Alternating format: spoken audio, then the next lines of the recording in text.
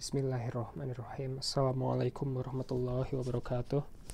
Insya Allah pada kesempatan kali ini saya akan membahas mengenai salah satu buku, yaitu buku bantahan atau buku kritikan dari video yang kemarin saya upload, yaitu video mengenai tafsir Al-Misbah. Ini adalah salah satu buku kritikan terhadap buku tafsir Al-Misbahnya Quraish Shihab. Buku ini berjudul Tafsir Al-Misbah dalam Sorotan, karya dari Afrizal Nur.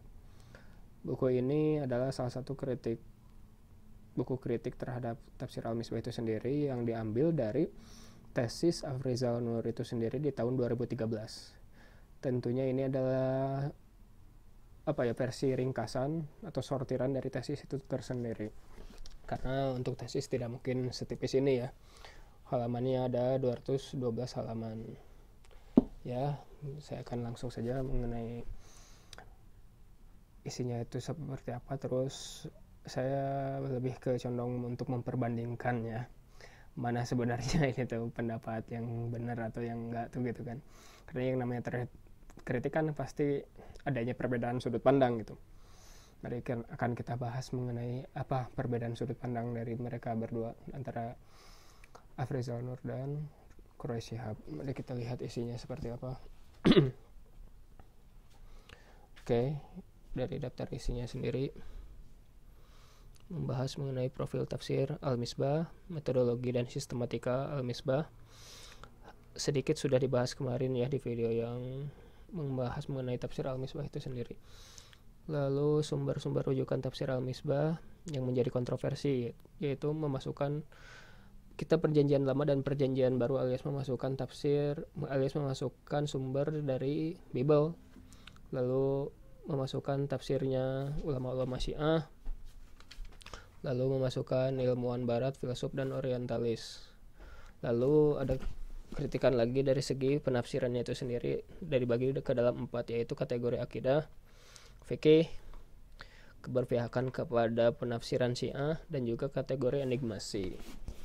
Oke, bisa dilihat mungkin dari yang tadi saya bahas, kebanyakan Bapak Afrizal Nur ini sendiri mengkritik dari banyaknya jumlah nukilan Quraish Shihab terhadap ulama Syiah yang dimasukkan ke dalam buku tafsirnya itu sendiri.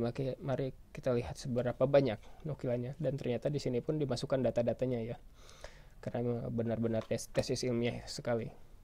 Jadi berbicara bukan hanya dari hawa nafsu, tetapi berdasarkan pada data. Bisa dilihat ya. Imam Ja'far As-Shadiq 2 pengutipan, lalu Tobat-Tobai 861 pengutikan. Banyak ya. Torbasi, Bakir Sadar, Mutada Mutahari, dan Bakir As-Sadar. Oke, di sini banyak ya data-datanya. Siapa Imam Ja'far As-Shadiq, terus siapakah Tobat-Tobai dibahas.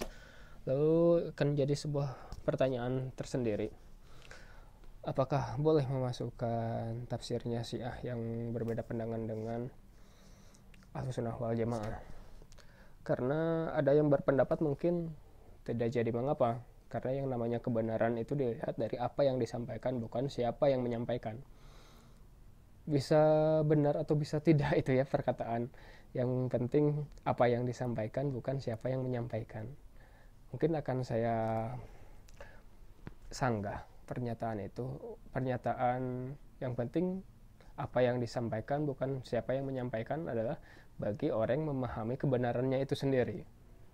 Ya, jadi untuk orang yang memahami sudah mengetahui apa itu kebenaran, maka akan benar pernyataan itu.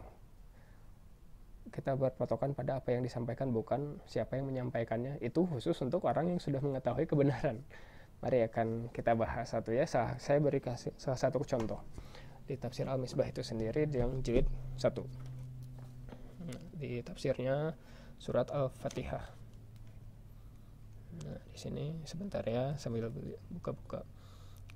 Nah, di sini Quraish Shihab membahas mengenai Rasyad Khalifah wafat tahun 90 Masehi, berpendapat bahwa ditinggalkannya huruf alif pada basmalah ini ada hubungannya dengan mukjizat angka 19 yang didapatkan dari surat Al-Mudaththir alaiha tis'ata asyar. Padanya terdapat 19 malaikat penjaga. Nah, bisa dilihat di sini. Mukjizat angka 19 ya. Kata isim pada bismi dalam Al-Quran terulang sebanyak 19 kali. Kata Allah sebanyak 2698 kali. Atau bilangan yang bisa dibagi 19. Nah, kata Ar-Rahman 57 kali. 57 kali ini bisa dibagi 19, itu 3. Ar-Rahim 114 kali yang bisa dibagi 19, yaitu 6.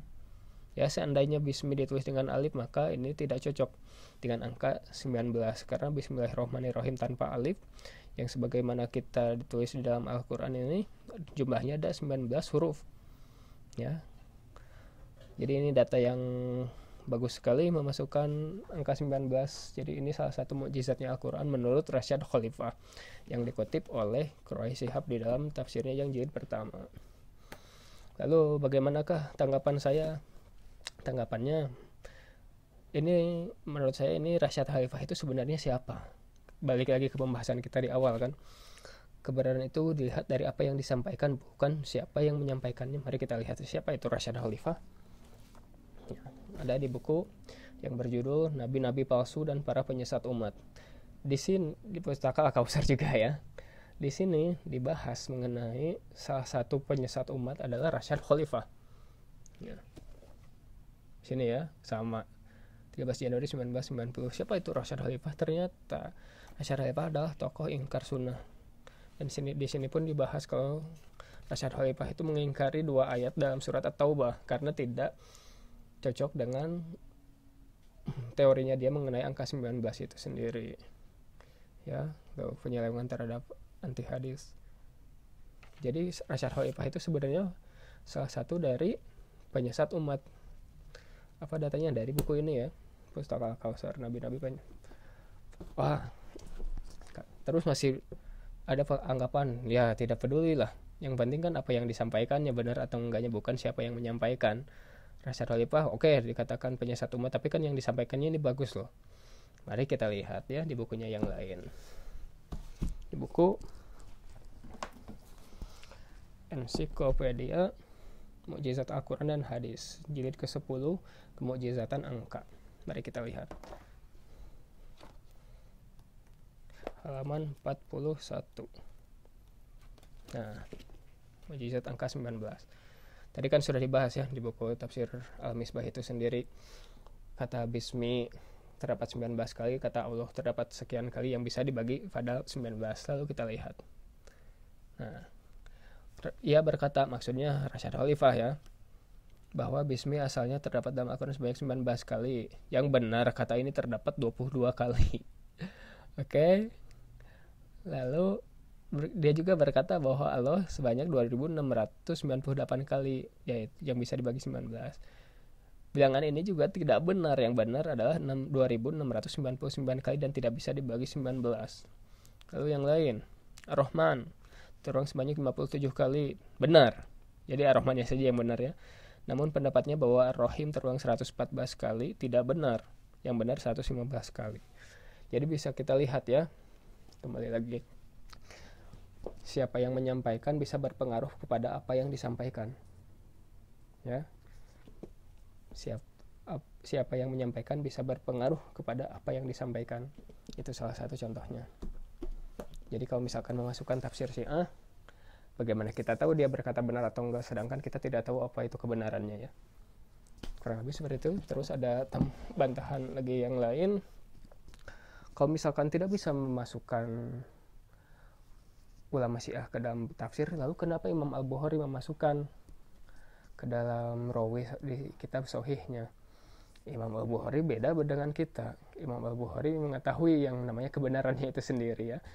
Bayangkan, Imam Al-Bukhari hafal 600.000 hadis, sedangkan yang dimasukkan ke dalam kitab Sahih Al-Bukharinya hanya sebanyak 7.000-an hadis.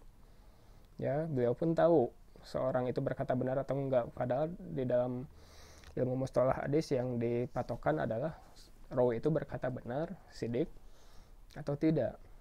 Jadi bisa saja Imam Al-Bukhari memasukkan rawi Syiah karena di hadis-hadis yang berjumlah 600.000 itu terdapat penguat atau syawahid, sehingga menguatkan kalau perawi Syiah itu adalah berkata benar. Lalu sudah dibahas juga oleh Imam Ibnu Hajar al-Asqalani dalam kitab Huda Syari mengenai kenapa Imam Al-Bukhari memasukkan perawi Syiah. Intinya karena definisi Syiah yang zaman dulu dan zaman sekarang itu berbeda. Yang disebut Syiah zaman dulu itu saat zaman Imam Al-Bukhari itu adalah yang menempatkan Ali bin Abi Thalib radhiyallahu anhu lebih baik dibanding sahabat yang lain. Terus yang disebut Rafidhah adalah yang menempatkan Ali bin Abi Thalib lebih baik daripada Abu Bakar dan Umar. Berbeda dengan definisi Syiah sekarang, terutama Rafidhah. Jadi Syiah sekarang yang legitimasi at-taqiyah alias berbohong. Jadi tidak mungkin dimasukkan. Kalau misalkan Imam Al-Bukhari hidup zaman sekarang, tidak mungkin memasukkan ulama Syiah yang zaman sekarang yang mana memasukkan akidah taqiyah, membenarkan akidahnya berbohong. Lalu Toba-Tobai yang sering dikutip oleh Quraisy Shihab itu siapa sebenarnya? Nah, Toba-Tobai sebenarnya adalah Syiah Isna Asyari alias Syiah Imamiyah yang Toba-Tobai bukan Zaidiyah, ya Syiah Imamiyah yang berpendapat bahwa imam itu maksum alias terbebas dari dosa. Mohon maaf ya karena saking menggebu-gebu. Oke, kita bahas lagi yang lain. Poin yang lain yang akan saya bahas mengenai tadi poin-poin yang terdapat di dalam daftar isi ya. Yang di daftar isi terdapat 4 poin yang dibagi ke dalam akidah, fikih, berpihak pada ulama Syiah, dan enigmasi. Oke, sudah saya compare kebenaran dibandingkan